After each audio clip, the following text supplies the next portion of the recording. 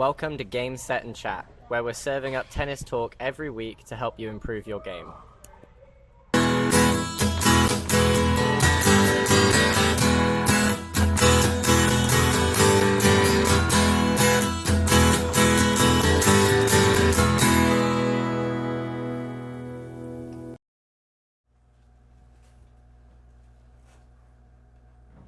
Okay, we're good. So if it's a little goofy tonight, guys, sorry, we're trying out some new equipment, some fancy stuff. So trying to record and switch camera angles as we go. So Philip, episode 8. Episode 8, here we are. 7. Episode 7 was team tennis, mate. We lost track. It's been a crazy week. It's crazy, yeah. We have new equipment, we have recording devices all over the place. Philip's got very technical with it. And Video board so we can switch as we go, camera angles as we go. So we're trying a bunch of stuff. So you guys are just going to have to bear with us tonight. We're also in the recovery room for the clay courts tournament. Yes. Clays has been absolutely bonkers. Amazing. The girls are getting after it. We have our very own Adeline Gross. She's currently in the corner. She just took an ice bath in her recovery. Yeah. So we're very proud of her for her result tonight, 6-3 in the third. Crushed. There's your shout out, Adeline, all right? Crushed. All right, Adeline, good job over there. So it's been a crazy week. We got World Cup, we got Wimbledon, Silverstone. Silverstone. F1, let's go. Crazy, right? And we got Clay's tournament. Clay's tournament. We got helping out our members. I've got a 4-month-old, so just bear with us tonight, guys. Yeah. Clinic tonight was crushed. Booming. We had 4 courts plus. Yeah, it was crazy. I want to talk about Wimbledon for a sec. I'm going to go back to our psychology of match play episode. Yeah, absolutely. So Djokovic's third round, against, I'm going to butcher this name, so pro, if you're listening, I'm apologizing for this, Rinderknech. Yeah. There you go. Come on. So Djokovic in that match won a total of 108 points. Okay. Rinderknech won a total of 117 points. Wow. Novak won in 4 sets. So if you go back to our psychology of match play episode where we say you only need 51% to win a match. You can actually have less. And when we need someone, the percentages are something like 47% Novak. And still win the point. And he's won it in 4 as well. Not even going to right? 5th. I'm not going to bore you with the Crazy. stats, but I have the stats right here. And Rinderknech wins 10 out of this 12 statistics. Yeah. In terms of percentages, points won, break points won, all that kind of thing. So, guys, if there's ever proof that you just need 50% of the points and you have to accept losing plenty of points, there it is right there. And honestly, fewer than 50% of the points. Exactly because right. the way tennis scoring works. That's a crazy stat. Exactly That's right. insane. I'm going to give a shout out to my English boys for beating Mexico in the World Cup. Hopefully we go all the way. I'm repping Jude Bellingham tonight. What a performance. Jude, if you're listening to the pod. All right, that's a good joke. Maybe one day, eh? Right. So, tennisisms tonight, Philip. Talk to our audience about what a tennisism is. Okay, so backstory, started as an adult, nerd, dive all in, like to coach or teach, so end up teaching. Tennisisms to me are things that you hear coaches say that are maybe not necessarily incorrect, but maybe a little vague, or potentially as a beginner adult, like lead you down a wrong path. So there's a lot of examples, and I've collected many over the years. Swing a little high, move your feet, watch the ball, pronate. Like there's just so many, and we have a massive list. So this is the first in a series of discussions about tennisisms, where it's not that what necessarily the coach is telling you is maybe wrong, but maybe the tennisism is maybe it's incomplete, or it's not specific enough, right? So it doesn't give you enough information from my perspective, especially as a sort of beginner adult, as to what you actually need to be doing. So we're going to go through one tonight that's pretty big and has a big impact on rec players, especially watch the ball. But there's just so many of these that this is going to be an ongoing series. Yeah, I like to think we're going to keep flowing and bring this topic back each season, every kind of X amount of episodes, because there is so much in our tennis world. And, me and Philip are really passionate about helping each of our listeners and helping as many people as we possibly can in their tennis journey, no matter if you're a pro or a schmo, right? It's our kind of tagline. And so the tennisisms aspect of this is just you understanding that next time you hear one of these, to maybe venture out in more detail. And I'm going to continue to kind of say tonight that, and I tell all my juniors this, all my top tier juniors, please ask why. Please ask coaches to explain more, right? Their job is to make you understand in detail. So next time you hear one of these tennisisms, the coach is really probably trying to help you. Just say, hey, could you give me more detail on that? Right. Philip, hit us with our tennisism tonight. So for tonight, watch the ball. What do you mean by watch the ball, right? So really okay, so let me back up.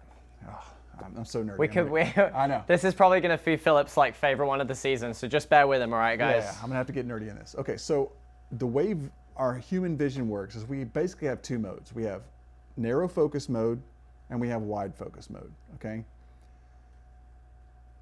So they've put eye tracking on D1 college tennis players to see what their eyes are doing during a rally. What they found is their eyes narrow focus at 4 points during a rally. When at their opponent's racket, when their opponent is striking the ball, then their vision goes wide. Then it catches narrow again at basically when the ball's crossing the net. Then it goes wide. Then it comes back and narrow focuses when the ball is bouncing on your side of the court, and then goes narrow again when you strike the ball. Okay? So 4 points where you're narrow, like what I call falcon vision, where you're focused in narrow at that point. And if we use that as our watch the ball tennisism, right? Maybe it's better thought of pay attention to these 4 individual moments, right? And you could probably train them each individually. Right, and so we come up with some drills, right? So one of my favorites is bounce hit, because when we're training, what I focus on, right, sort of beginner adults, rec players, focusing on the ball on our side of the court is really the most critical. And so we say, can you predict the bounce point? So you put your eyes to predict where the ball is going to bounce, and then can you focus on your own contact?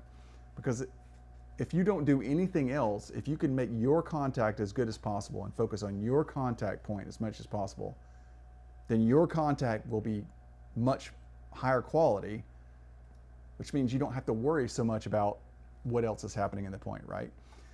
But the key thing is just knowing that your eyes are working. So the funny thing is, so I read this article, watched a video about it, came out, started doing it myself, and then I started incorporating it into lessons and drills, and Noah's over here like seeing me do this, and he's like, what are you kind of thinking, okay, maybe there's something there, but what are you on about, mate? And I sort of explained it to him, and he's like, I don't know. And so we had a little rally, and he said, let me really pay attention to what my eyes are doing. And because Noah's played since he was, as my dad would say, knee high to a grasshopper, right? So his eyes are doing this without him really knowing it. And he'd never really paid attention to it. So we start rallying, and he's actually paying attention to where his eyes are focused at various points, or, during the flight of the ball. And he's like, oh my goodness, I never knew I was doing this. And I'm like, because you never had to be taught it. I'm a rec player. I'm adult. Like, I have to be taught this kind of stuff, right? Yeah, and then you go and take that information and you go, okay, well, how does this extrapolate out to all our listeners, no matter what level you are? And it's so interesting how I've gone from, thinking that maybe something like that might be more of your beginner thing to at every level this can be useful. I've had a Clay's girl this week that we spoke a lot about that concept of bounce hit, that concept of identifying where the ball is in time and space and being intentional about it. Because most high-level tennis players do this very naturally. However, just like everyone, we can have a day where we're slightly off, and usually that's where I found it to be really, really valuable in that higher level game is, hey, if someone's having a little bit of a blip or a little bit of a confidence or a little bit of a what's going on with my game today, just going their attentional focus back to bounce hit, identifying those 4 aspects of where the ball is, and voila, Massive. you've regained their confidence. They're Massive. striking it better. Not a tennisism for tonight, but a lot of people talk about timing, right? I just need to work on my rhythm. I just need to work on my timing. I just need to work on watching the ball. These are all similar tennisism circles that can bring us back to such a simple drill as bounce hit. Yeah.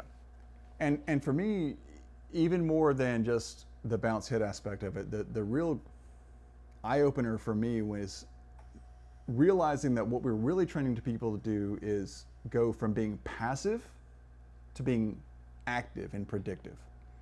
So if you just say watch the ball, well, what do you do when you watch things?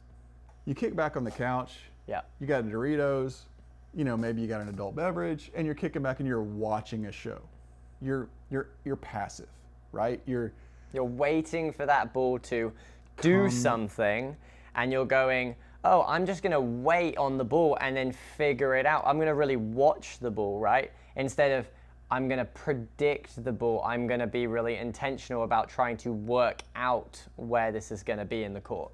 Correct. And so when you are predicting the bounce point, right? So your eyes are predicting where the ball's going to bounce.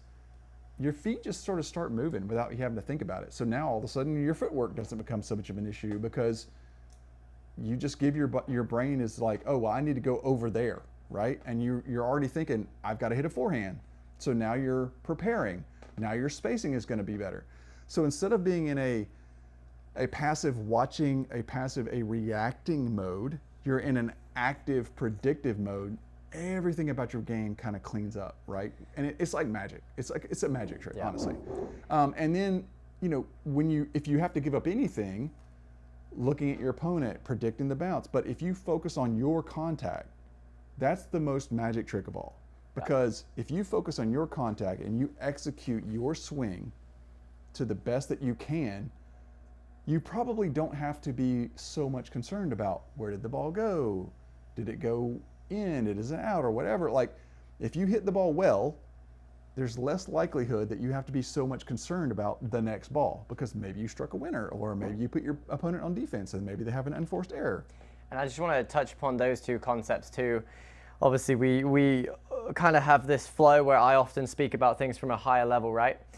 And so at that top tier college level, the difference in being able to predict a ball slightly earlier, maybe get your feet inside the court on a short ball slightly earlier is things we talk to our athletes about all the time. Because if you can take the ball in a little bit of a better court position, maybe you can do a little bit more with it. And so, okay, maybe at a beginner level, if you're listening to this and you're like, wow, I'm going to really try and do these things, maybe it makes as big of a difference as I didn't know where the ball was going, and now I'm predicting where the ball was going. Yeah. At that high level, it might be the difference between taking the ball 2 feet behind the baseline or right up against it. Yeah. And at the high level, that difference between taking it 2 feet back or on it can be the difference between taking over a point and dominating. Yeah, so not the quote for the podcast, but a similar quote is Roger Federer was quoted as saying, it's not the ball you hit, it's where you hit it from. Yeah, so and being able to predict, being able to pay attention to these aspects. And so, we talk about, okay, maybe if I'm having a bad day, I go back to bounce hit. But that predictive behavior of where the ball is in terms of this tennisism, watch the ball, well, predict the ball might be a better statement to start teaching people. At that high level, if you can predict it and be really intentional about your training with that, you might be able to play from better court zones.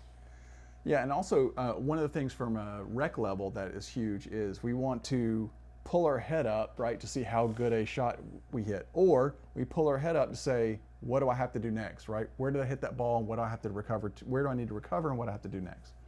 So let's address some of those things. Who calls the ball in or out, Noah? Who calls the ball in or out when it comes to me? Yeah. Myself. Okay. So if I'm hitting the ball, I don't call the ball in or out. My opponent does, right? So there's no reason for me to look up to see if the ball's in or out because my opponent's going to tell me. So that's one reason we don't need to watch the ball after we hit it. Yeah. The second reason we don't want to watch the ball after we hit it is because the ball isn't the most important thing at that point. Mm-hmm. What our opponent is doing is the most important thing. Mm-hmm. Are they on balance? Are they running backwards? Are they leaning? Are they stretching? Are they moving in? Did we hit a short ball and they're reaching out with their racket, right? What's their racket doing? Is the racket face open? Are they setting up for a slice? Are they setting up for a drive, right? And Philip's talking about when the ball travels towards my opponent, instead of trying to watch my shot and watch the ball, Watch you have the a ball. broader attention of focus to the overall picture, and that's going to give you a head start on how to deal with the next shot. Correct. So if you're worried about what you need to do next, watching the ball will not tell you that. Watching your opponent at that point will tell you that, right? So all of these reasons are things where we don't, quote unquote, watch the ball, the tennisism, right? We predict the ball, right? And it seems silly, but if I'm not striking the ball well, even in a match, I will go back to this. I will do bounce hit, because what I found is, if I focus on contact, making good contact, executing the stroke well, my tension level goes down. Yeah. Now I don't have to worry, what's the net player doing? Where do I hit the shot? Whatever. I'm just like, no, I'm just going to strike the ball, bounce, hit. And I'm focused on making the best contact I can make. My tension level goes down. Typically, we're rec players, so some days not, but typically I start making better contact, and that gets my confidence up. So now I get more confident. Now I'm like, okay, now I can turn my focus back to, is this the right stroke to make? Am I making the right decisions? But it's because I've gotten confidence back in actually making good contact and executing the swing properly, right? And the last point that I want to make on this tennisism and watch the ball, right? And people thinking, well, that means that, okay, watch it onto my strings. And to an extent, yes, okay, we're watching the ball hit our racket, but it's more predictive behavior in the ball coming our way. With regards to saying the words bounce and hit and keeping our eyes on our strings on hit, just paying attention to contact on the ball at all levels, at a more beginner to rec level, to college to professional level, knowing what the ball feels like on your strings by paying attention to contact is going to make you more predictive for what your shot is doing, right? Our top level players, as soon as they strike the ball, they know if it was exactly what they were looking for and how deep that ball is going to land and what's going to happen next, which gets us onto that predictive pattern straight ahead of the game, right? We're playing chess, not checkers. Correct. And so that's one of the things that I do work with on when I'm working with my sort of beginner rec players, is focusing your eyes on contact. You don't need to see where the ball goes, because you're going to develop the skill of feeling the contact, or honestly, if you catch it in the sweet spot, you shouldn't feel much at all, right? That's the perfect right contact. And also hearing, right? So hearing the contact, feeling the contact, that's going to let you know, combined with where did you want that shot to go, so your intention, is it going where I wanted it, right? So you should be able to know when you strike the ball, oh, that was it, that's nice, and it's going where I wanted it, or nope, that's a little long, or oh, that's a little short. Which is going to fix the issues of trying to see where your shot goes, because we're better at knowing. Correct, where but our it's a shot skill, goes. right? And it takes time to develop, but the more intentionally you are with developing that skill, the less that you get that sort of innate desire of pulling the head up and wanting to look, to see where the ball went, right? Because you're just going to know as soon as it comes off the racket, you should be able to say, oh yeah, it went exactly where I wanted, or it's a little long, or it's a little short, or whatever. Yeah, Absolutely. Yeah. Jinx. You ever do jinx? Is jinx a thing in America? It is. Jinx padlock, then you have to say the last name to get him out of it. I don't know about all that, but jinx is a thing in America. Yeah, he has to stop talking now, that's the deal. So tennisisms, that's one of many that we're going to talk about in our podcast. Not today, we don't have time.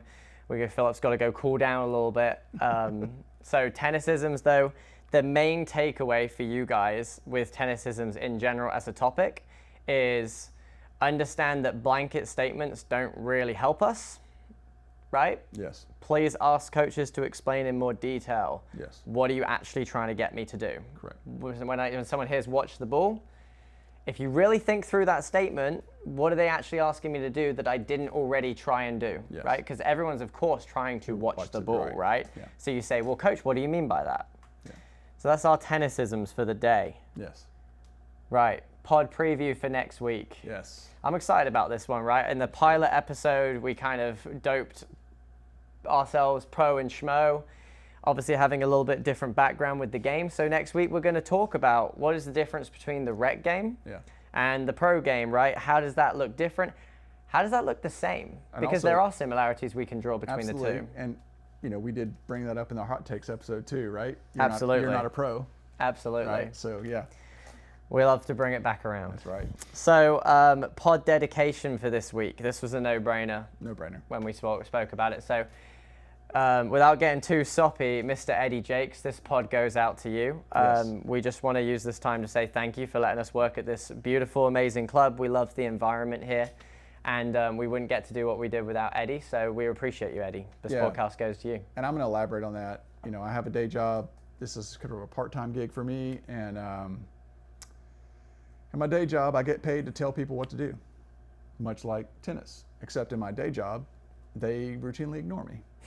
So that's extremely frustrating. So it's really rewarding to come here. And I've had a couple lessons this week that have been this way. It's amazing. To be able to come here, get paid, and to try to help someone. And my favorite thing is, they're grinding, they're working on something, and then they hit the shot, and the ball launches, and they just give you this like double take, like what look, and their eyes light up, and they just go, that was awesome, and I'm like, I know, right? So that excitement is it's something that's really nice. And given my background and just being a rec player and everything, and for Eddie to really take a flyer on me and to let me just start coaching here and help out and be around, I really appreciate it. So thank you, Eddie.